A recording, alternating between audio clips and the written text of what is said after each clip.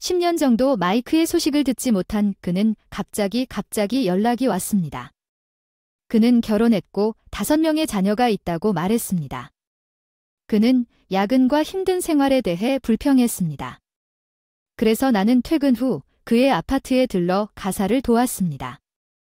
허드레시를 하고 그에게 약간의 재정적인 도움도 주었지만 큰 아들 마이과 그의 배우자가 일을 전혀 하지 않고 장난만 하고 있다는 사실을 알게 되었고 지쳤음에도 불구하고 화가 났습니다. 나는 계속 아파트에 가서 짓밟은 대가를 받았습니다. 내 감정이 고조될 것 같아 용서할 수 없어 내가 탄 마이가 운전하는 차를 타고 있는 동안 그들은 다음 주말에 비용을 지불해야 할 것입니다. 안녕 엄마 나 곧 도착할 거야. 우리가 어떻게 살지 오늘부터 우리 7명 모두 손자를 잘 부탁해요. 엄마 제발 편하게 지내세요. 우리 새 집에 막 도착했어요. 새 집이군요. 또 한 가지 착각하는 게 있어요. 우리 7명이 함께 사는 게 아니라 8명이거든요. 뭐야? 그게 무슨 말이야 그럼. 어리둥절한 마이크는 무시하고 안녕 전화를 끊었어. 내 이름은 낸시야. 55세 주부 작년에 통과나는 30주년 결혼 기념일을 축하했는데 주변 사람들이 흔히 하는 일이야. 이혼하거나 노년의 별거 중 남편과 큰 다툼 없이 화목하게 살았습니다. 큰 아들 마이크와 함께 사는 것도 힘들었고 돌이켜보면 괴물을 키우는 것 같았습니다.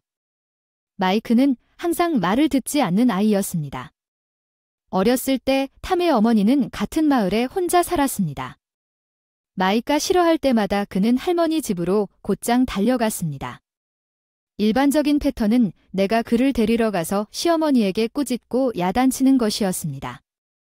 마이가 찡그린 이유 항상 사소한 일이었어. 햄버거 먹고 싶은데 저녁으로 카레를 사서 화났어. 과외 빼먹었다고 나한테 혼나서 화났어. 학교에 만화책 가져가서 짜증났어. 선생님한테 들켜서 내가 강의했어. 그런 사소한 일들 시어머니가 히스테리하게 비명을 지르며 내 잘못이라고 판단할 때마다 그 사람은 할머니 집으로 도망치게 될 거예요. 당신이 일을 제대로 하지 않아서 혼날 수도 있으니까요. 미안해요. 마이크는 당신과 달리 연약해요. 당신은 좀 더 지지해야 합니다. 이에 다른 며느리들이 많이 있지만 시어머니가 마이크를 버릇없게 만들었기 때문에 이 아이를 대신할 수는 없습니다. 그래서 톰과 제가 마이크에게 아무리 강의해도 마이크는 그의 행동에 대해 결코 반성하지 않았습니다. 시어머니가 저를 꾸짖으셨는데 어느 날 더 이상 참지 못해서 울고불고 톰에게 화를 내는 걸 다 얘기하고 엄마한테 어떻게 낸시한테 그런 말을 할 수 있느냐고 해도 용서 안 할 거예요. 당신이 우리 엄마라면 내 잘못이라는 겁니까? 당신 아내가 항상 일을 하고 마이크를 무시해서 그가 나쁜 아이로 변하고 있기 때문이에요. 톰이 스피커에 전화를 걸었기 때문에 시어머니가 하는 말을 다 들었어요. 난 일이 바빠요. 낸시가 늘 보살펴주네요. 마이크 대령 낸시가 일을 잘하고 있어요. 부모님을 무시하고 비난을 멈출 수 없나요? 당신은 완전히 빠졌어요. 당신 아내의 주문에 나와 함께 살면 괜찮아요. 나중에 일을 그만두고 나한테만 헌신하라고 시어머니 톰이 나중에 전화해서 무릎을 다쳤고 나와 톰이랑 같이 살고 싶다고 소리 지르고 결국 그 사람을 돌봐야 한다는 생각에 겁이 났어요. 하지만 톰은 삼남매끼리 상의한 끝에 단호하게 거절했다. 시어머니는 딸의 집으로 이사하기로 했다. 시어머니는 딸의 집으로 이사했고 멀리 떨어져 있어서 마이크는 그녀와 멀어졌다. 어렸을 때부터 항상 장난꾸러기였기 때문에 조금 조용해졌습니다. 마이의 반항기는 놀라울 정도로 온화했습니다. 그는 항상 시무룩하고 우리에게 적절한 반응을 거의 하지 않았지만 소리 지르고 행동하는 것을 그쳤습니다. 우리가 알아차렸을 때 그의 반항기는 끝났다는 것을 깨달았고 그런데 고등학교를 졸업하고 나서야 안심이 됐습니다. 마이크는 톰에게 혼나고 3일 만에 직장을 그만뒀습니다. 마이크는 그 직후 시어머니가 톰에게 전화를 걸어 가출했습니다. 마이크가 직장을 그만뒀다는 이유로 화를 냈다는 이야기를 들었습니다. 3일 연속 지각하는 게 불쌍하다고 생각하지 않니 엄마? 톰이 전화를 끊은 후에도 방해하지 마세요. 전화와 이메일 알림은 쉬지 않았지만 톰은 계속 무시했어요. 우리는 마이크라고 생각했어요. 곧 집에 올 텐데 예상과는 달리 마이크에게 메시지를 보냈음에도 불구하고 우리는 그와 연락이 끊겼습니다. 잘 지내라. 그 사람은 내가 알기도 전에 갑자기 나타날 거야. 내 생각엔 그러니 우리는 믿고 기다려야 해. 그래, 마이크가 없는 외로움에서 벗어나는 게 맞아. 우리는 우리가 물려받은 집을 그 어느 때보다 열심히 일했다. 부모님이 늙으셔서 대대적인 수리를 하다가 갑자기 마이크한테 전화가 왔어요. 엄마 오랜만이에요. 마이크 연락이 안 될까봐 너무 걱정해서 예전의 태도로 돌아가서 눈물이 났습니다. 잘 들린다고 하니 안심이 돼. 집에 와서 언제 한번 얼굴을 보여주겠니? 그나저나 엄마 돈 있잖아. 그 말에 깜짝 놀랐어. 너희 아빠는 관리직이야. 우리 돈 좀 있어. 그래, 그리고 나 알바도 하고 있는데 왜 갑작스러운 질문에 놀라서 물었는지. 저희는 7 식구인데 돈이 부족해요. 너무 힘들어요. 발레 피아노 수영 수업료도 오르고 여자 5명. 옷값도 쌓여서 월급이 너무 힘들어요. 마이크의 SF 한탄에 너무 놀랐어요. 잠깐만요. 당신은 결혼했고 아내와 아이가 있어요. 예, 그렇죠. 주소를 알려드릴 테니 이리로 오시지 않겠습니까? 당신의 귀여운 손주들이 보고 싶어 할 거예요. 그렇죠. 당연히 아직 상황을 파악하지 못한 채 올게요. 주말에 알려준 주소로 방문했는데 1LDK 아파트 문을 열자마자 거실 작은 입구에서 쓰레기가 넘쳐 반겨졌어요. 쓰러질 뻔한 광경에 분홍 머리에 짙은 화장을 한 여자가 방 뒤에서 달려왔습니다. 안녕하세요. 시어머니 처음 뵙겠습니다. 큰 아들의 아내인 에이버가 부탁했을 때의 에이버입니다. 악수를 하고 손등에 날카로운 통증이 흘렀습니다. 에이버의 긴 손톱이 나를 긁어 거실에서 피를 흘리고 있었습니다. 아이들이 울고 뛰어다니는 소리와 마이크가 그들에게 고함을 지르는 끊임없는 소리는 숨기고 싶게 만들었습니다. 귀가 와줘서 고맙다. 밥 좀 해줄래? 나 너무 바빠서. 그래, 괜찮아. 5 아이를 관리해야 하는 어려움을 생각하면 흔쾌히 받아들였으나 냉장고는 비어있고 통조림이나 밥도 부족해서 어쩔 수 없이 근처에 갔다. 식료품점과 아이들의 요청에 따라 마이크가 불평할 수 있도록 고기, 스파게티를 만들었습니다. 프라이드 치킨을 마음대로 결정하지 말았으면 좋겠어요. 아, 그랬나요? 내가 원하는 것을 우선시해야 해서 미안해요. 어서 괜찮아요. 어차피 맨날 오겠지. 아바 말에 깜짝 놀랐지. 그럼 내일은 프라이드 치킨 제발. 매일은 못하겠어. 일요일 빼고 다 일하는데 오후 300시까지 끝나잖아. 그 후에 여기로 와도 됩니다.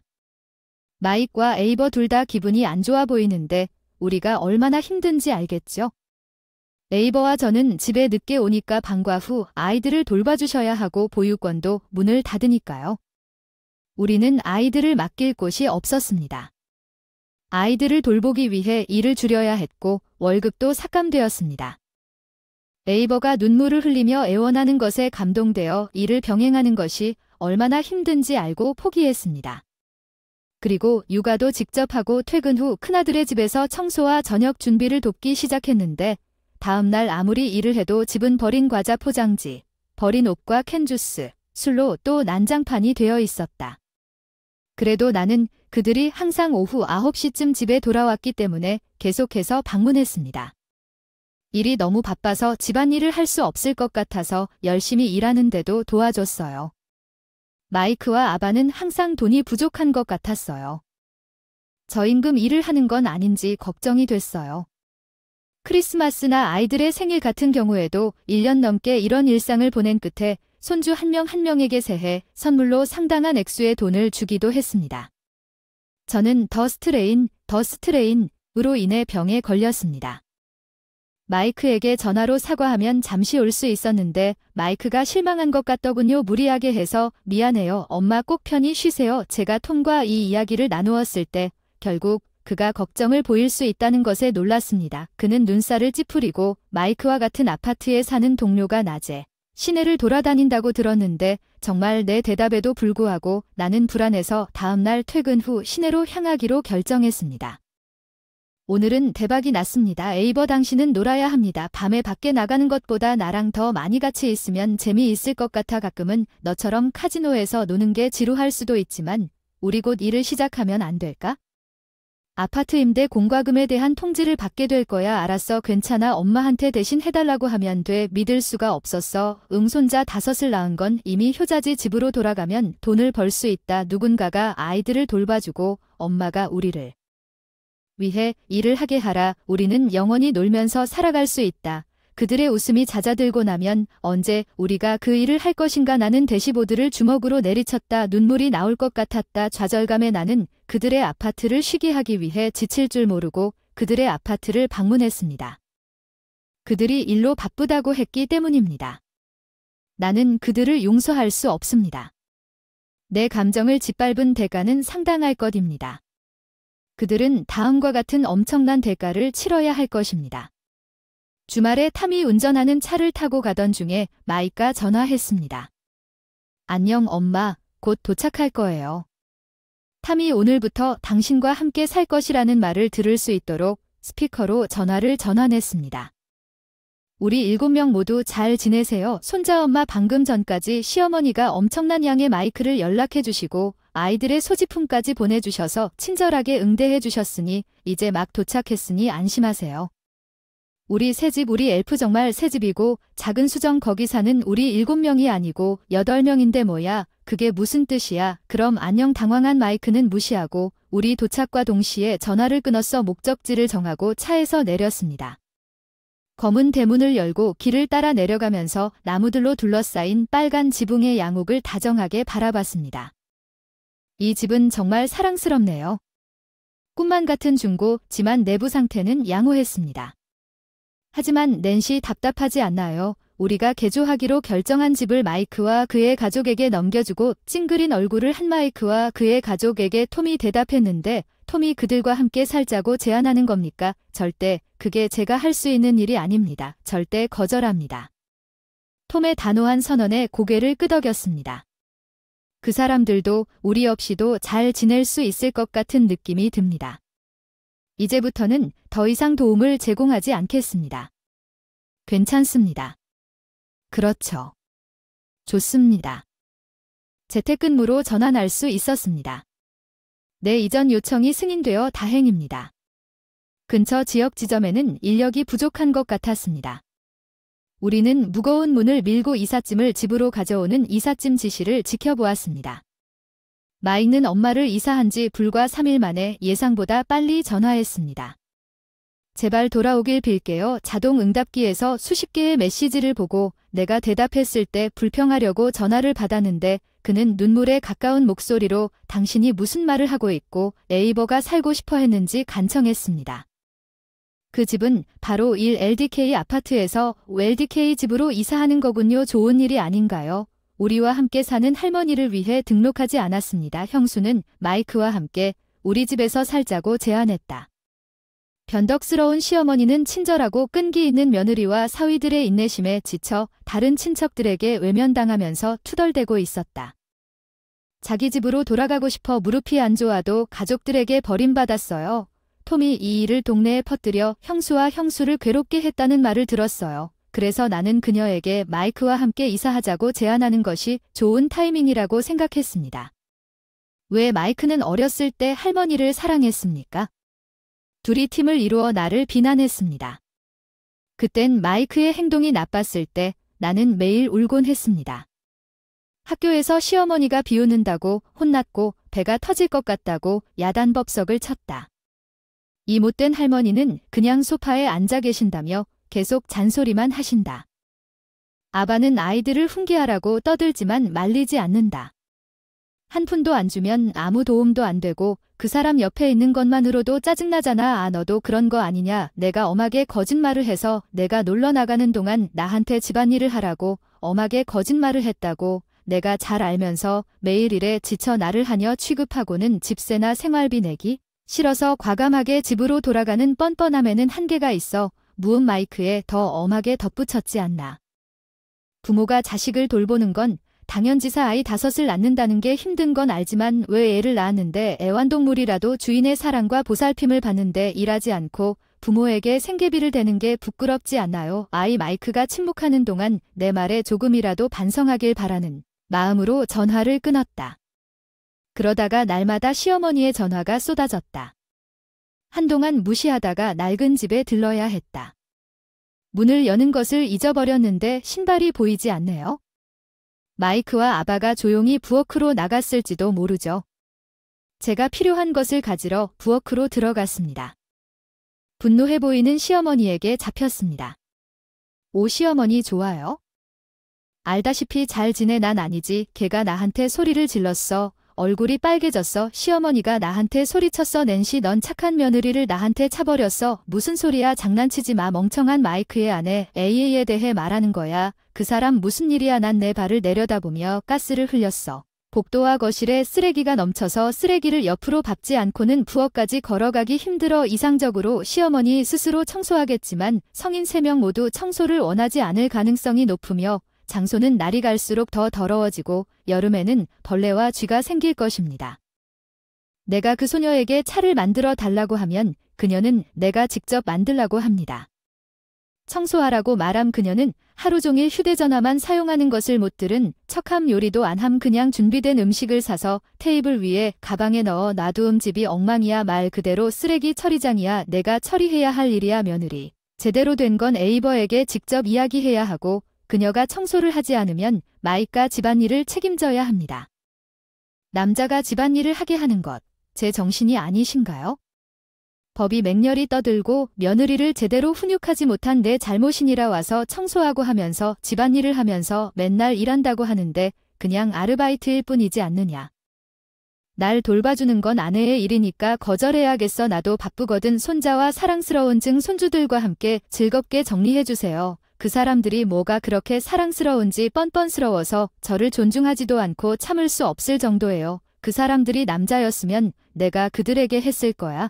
아들을 낳지 못하는 그의 아내는 그저 귀찮은 일이야. 마이크는 그냥 그녀와 이혼해야 해. 나는 한숨을 쉬며 시어머니에게 그 일을 마이크에게 직접 말하지 않느냐고 말했다. 그리고 에이버는 물론 그랬고 마이는 다리가 안 좋은데 나를 쫓아내려고 하는 것에 몹시 화를 냈습니다. 언제 그렇게 무자비해졌기 때문에 당신은 당신의 아이들에게 미움을 받는 것입니까? 그 사람이 날 노려봤어. 난 일한 적도 없는 사람한테 아르바이트에 대한 강의를 듣고 싶지 않아. 난 더 이상 여기에 오지 않을 거야. 그리고 내 전화도 받지 않을 거야. 야, 누구 말하는 것 같아. 그런 시어머니 목소리가 뒤에서 들려오니까 좋아해서 차로 돌아가던 날 밤에 전화가 계속 걸려서 톰한테 무슨 일이 있었는지 보고하고 낸시한테 상담도 하게 해서 미안해. 더 이상 그녀의 전화를 받지 않아도 됩니다. 나도 그녀와의 관계를 끊을 거예요. 당신의 여동생과 오빠가 이미 그녀를 부인했다는 것이 확실합니까? 그녀를 대하는 것은 너무 지치는 일이라는 것을 이해하기 때문에 탐과 저는 어머니를 차단했습니다. 우리가 평화롭게 살 수 있다고 생각했을 때 시댁에서 연락이 왔어요. 마이크가 마지못해 다시 전화를 했어요. 마이크가 엄마에게 소리쳤어요. 대출 통지가 왔어요. 왜 저한테 주소가 왔어요? 이게 당신 집 맞죠? 네, 제가 아빠한테 물려받은 집이에요. 안 그랬어요? 휴가 때 방문했을 때 집 소유권을 바꾼다고 말하지 않았나요? 마이크는 아무것도 모르는 것처럼 들렸어요. 잘 듣는 것이 중요하다고 말했는데 모바일 게임을 하면서 전혀 관심을 기울이지 않고 계셨군요. 정말 그렇군요. 그 사람의 경솔한 대답에 경악한 기억은 전혀 없는데 소유권이 바뀌었지만 지금까지 너희 아버지가 우리 동의하에 대출금을 갚았는데 너희들이 갑자기 나타나서 거기서 살기 시작했지? 거기 살고 있잖아. 돈 내는 건 네가 해야 하니까 우리는 멈췄지. 너희들 혼자 집을 나간 거야. 어떻게 내가 한 달에 $11,000를 지불할 거라고 기대하냐. 마이크는 화를 내며 고함을 쳤고 에바와 나는 둘 다 죽음에 빠졌어. 그거 부모님한테 빌리는 걸 너무 가볍게 생각해서 빚이 계속 쌓이는 거지. 강의 듣기 싫어. 지금 상황이 정말 안 좋아. 마이크스 보이스 떨고 있었어. 분명 유령처럼 창백했어. 벌금 $50,000 그냥 나에게 $50,000만 주면 한동안은 우리를 견딜 수 있을 거야. 마이크가 최근에 필사적으로 애원했어. 나 $50,000만 주면 경마를 잘하고 있어. 2배로 할 수 있어. 절대 성공할 수 없어. 10배면 이전 아파트 밀린 집세도 갚을 수 있고 도박으로 짊어졌던 빚도 신용카드 대출도 갚을 수 있다. 마이크의 목소리는 신이 났다. 어서 제발 내 귀여운 손주들이 힘들게 살지 않았으면 좋겠어. 우리 가족이니까 힘들 때 서로 도와야지. 화를 참는 그 말에 소름이 돋았어. 말했지. 입학식 때마다 돈을 줬어. 크리스마스, 생일, 새해 선물 평소보다 더 많이 했어. 그럴 수도 있겠는데 그 돈 다 합치면 $10,000도 안 되니 부모님으로서는 턱없이 부족한 돈이 있으면 아이들을 돕는 게 당연하지 않나요? 돈이 더 있으면 우리에게 더 주면 충분하다고 꾸짖었고 mik이 헐떡거렸다고 말할 수 있었습니다. 저와 톰은 당신에게 돈을 주지 않기 위해 일합니다. 우리는 노후에 당신에게 부담이 되지 않는 삶을 살기 위해 일합니다. 마이크에게 당신은 30살 어린애에게 말하듯이 말했지요. 언제 할 생각이지 않습니까? 독립하기 직업을 구하고 진지하게 일하기 시작해서 부모님에게 도움을 요청하기 전에 당신도 이제 부모지만 이제부터는 내가 아닌 에이버에게 의지해야 합니다.